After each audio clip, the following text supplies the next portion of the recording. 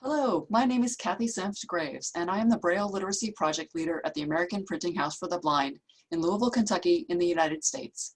I am currently reading a behavioral economics book about how to get more happiness out of the money you spend. I recently finished a book about obituaries and remembrances about people and things that the author thinks did not get all the credit or publicity they deserved. Hi, my name is Kay Holbrook, and I'm a professor at the University of British Columbia in Vancouver, Canada. Currently, I'm reading a mystery with characters who are having dangerous adventures. I just finished a 4-book series by an Italian author set in Italy, spanning the 5-decade friendship of 2 women and their lives in Naples.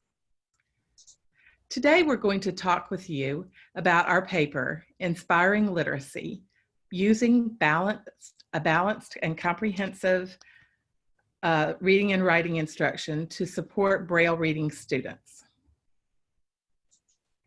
Before we get started, I would like to briefly talk with you about the challenge of confusing love of reading with love of Braille. In social gatherings, it's not unusual to hear someone say, "I love to read," and to join a discussion that includes shared experiences with reading and requests for book recommendations. These discussions often involve people from diverse backgrounds with no limitations regarding how the reader accesses the books in print, Braille, hard copy book, or electronic versions. The declaration, "I love to read," in these discussions reflects a love for story, curiosity about different life experiences, exploration of far-off lands, and playfulness of written language. Somewhat related, but quite different, is a sentiment that is often heard frequently by people who know Braille, and this sentiment is expressed as "I love Braille," which refers to the love for the usefulness, elegance, logic, and history of the 6-dot cell. Love of Braille is a reflection of respect for the way that Braille represents English and other languages. The difference between "I love to read" and "I love Braille" is subtle, but important when considering literacy instruction for young Braille reading students. Parents and teachers want children to develop strong foundational skills that support the acts of reading and writing Braille, but these skills alone may not translate into a joy for reading. Therefore, it's important to make sure that rich literacy experiences support both a love of Braille and a love for reading.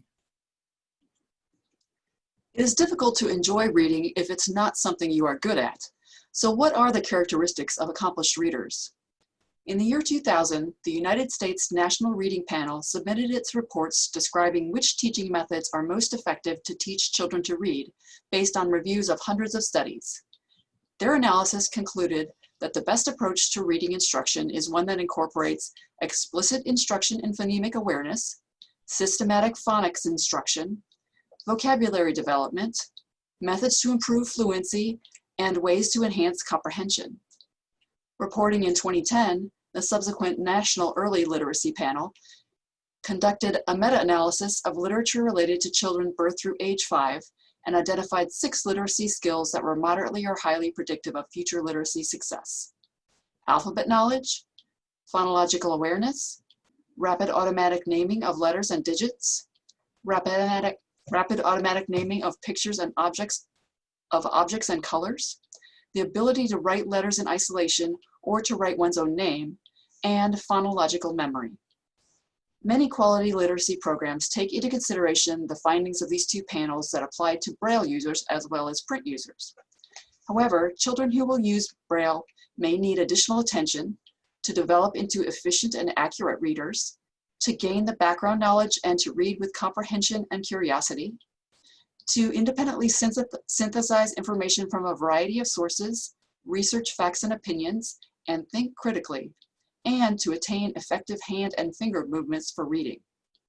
All this contributes to students growing into accomplished readers and writers who access resources efficiently and can focus on comprehension and use of the content of the text.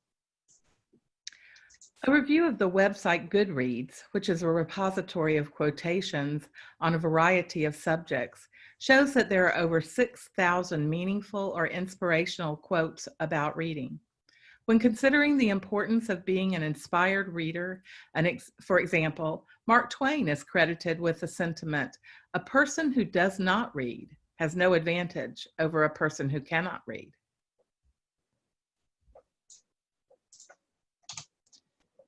Guiding principles support educational teams' deliberate planning for a Braille literacy program. We'll go over some of those included in the paper. We know that the service delivery systems used around the world with students who are blind vary a great deal. While limitations of service delivery should not dictate instructional planning, individualized and general education program components should maximize both the child's foundational skills and motivation. Systematic, comprehensive instruction requires careful attention to the level of support available and should include daily, consistent, direct literacy instruction by a qualified teacher of students with visual impairments. Some teachers desire a more scripted instructional program with clear direction for lesson planning.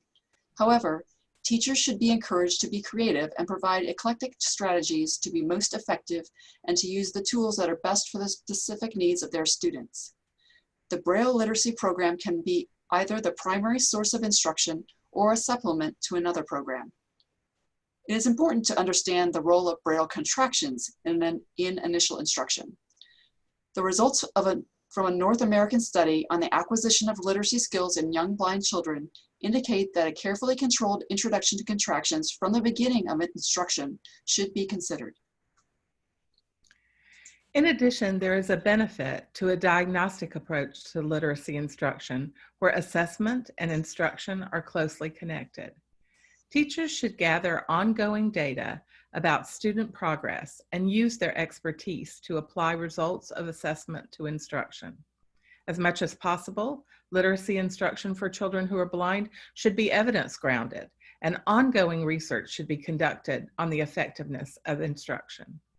When planning an instructional program, teams should consider the importance of creating a balanced approach with a wide variety of literacy experience, including early exposure to and instruction in the use of tactile graphics, for example, pictures, charts, and maps, and the use of more and more complex graphics as the child progresses. Teams should consider a balance of meaning-centered and skill-centered instruction, reading and writing instruction, and activities, and literacy genres. Participation of children with visual impairments and additional disabilities, as well as those for whom English is a second language, in meaningful literacy activities is also an important consideration. Students are individuals with unique needs, and teachers and parents are most knowledgeable of how to make a literacy program meaningful to a specific child. Educational teams should consider the value of a variety of motivating materials and involvement of important people in the child's life. In addition to opportunities to read and write throughout a day at school, students will benefit from rich and ongoing reading at home. The child's participation in Braille reading activities with many people, including meeting and interacting with accomplished Braille reading role models, can be very valuable. Finally, educational teams should consider how literacy instruction connects to all areas of the expanded core curriculum for students who are blind or visually impaired. Planning for literacy instruction and use during activities of daily living, orientation and mobility, and recreation and leisure experiences, for example, is an effective way to infuse use of reading and writing authentically and meaningfully throughout the student's real-life experiences. Educators embrace the instruction of foundational literacy skills, but exploring strategies for increasing motivation for reading is also needed. People are motivated to engage in successful activities. They are motivated to engage in activities they enjoy, that they accomplish efficiently, and that others in their world embrace. When planning a literacy activity with a focus on supporting motivation and inspiration, it may be helpful to explore how adults infuse reading and writing into their lives in meaningful ways. Some ways that adults incorporate reading and writing into their lives are attending and participating in book clubs, keeping a journal of personal feelings, gratitudes, hopes and dreams and plans for the future, gathering information on a hobby from a variety of sources, entering into discussions about current topics and books on bestseller lists, writing a professional or personal blog, exploring a variety of literature genres, including those that provide an escape to other times, places, and realities. The power and joy of reading may need to be specifically taught or encouraged for children who are beginning to learn to read and write. Even while focusing on foundational skills, a love of reading and writing can be developed through modeling, providing rich and varied literacy activities and reinforcing a child's own curiosity and expression. One example of a program that incorporates much of what we've talked about is Building on Patterns. Building on Patterns is a Braille literacy program developed and published by the American Printing House for the Blind. It is a systematic, comprehensive, balanced program that provides support for teachers of students with visual impairments to teach reading and writing to students aged approximately 4 to 7 who are learning to read and write using Braille. This program has been written and continues to be updated by qualified, highly experienced teachers of students with visual impairments who embrace the value of reading and writing for students who will use Braille. As we've been describing, Building on Patterns is not just a program to teach Braille, because in this program, learning the dot configurations and rules governing Braille are positioned in the bigger context of learning to read and write. Most teachers and transcribers learn Braille as an adult and are already a mature print reader and writer. This is not the experience of children who are beginning Braille users. The scope and sequence of this program includes all areas of instruction identified by the National Reading Panel, as well as other foundational skills. The principles and characteristics we've mentioned are incorporated using multiple strategies to support the child in determining their own preferences and to nurture a love of reading and writing while teaching these skills. Some examples of these strategies are songs and poems in almost all lessons, a variety of books and stories for interactive read-alouds and independent reading for older students that include high interest and fun vocabulary words. There are activities that connect to the primary story in each lesson and ideas to involve other people in reading activities. Suggestions for experiences to inspire literacy outside the classroom, including at home, are also in each lesson. And there are writing activities that engage the child's imagination to create literacy projects. In summary, children who read and write using Braille should have ample opportunities to grow into inspired, lifelong readers and writers. Support for the unique needs of Braille users from teachers and parents through deliberately planned instruction encourages development of both foundational skills and emotional connections to literacy. While attending to basic reading and writing standards, it is important to create opportunities for children to develop a love of literacy. Thank you for your time and attention.